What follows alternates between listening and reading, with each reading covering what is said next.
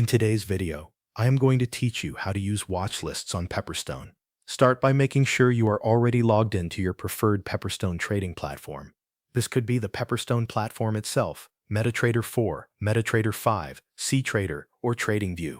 Once you are inside the platform, look for the panel that shows available markets. Depending on the platform you are using, this may be called Watch List, Market Watch, or Instruments. Open that panel to view the list of tradable instruments. You can then browse through the available markets manually, or you can use the search box to find a specific trading instrument more quickly.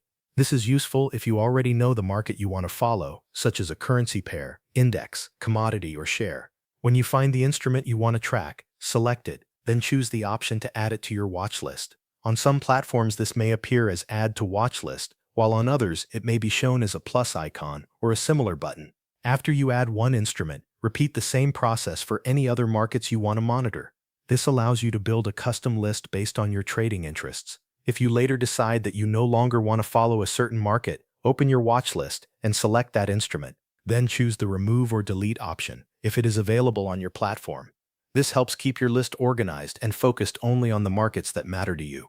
Some platforms also let you reorder the instruments in your watch list. If that feature is supported, simply drag and drop the instruments into the order you prefer. This can make your most important markets easier to access. To use your watch list for analysis or trading, select any instrument from the list. This will usually open its chart or trading window, where you can review price movement, place trades, or carry out further analysis. Your watch list will also display live prices, so you can monitor selected markets in real time without opening each one individually. Take a moment to review your watch list and confirm that it includes all the trading instruments you want to follow. Once everything is in place, you can use the watch list as a quick and efficient way to stay on top of market activity. Thanks for watching. That covers everything you need to know.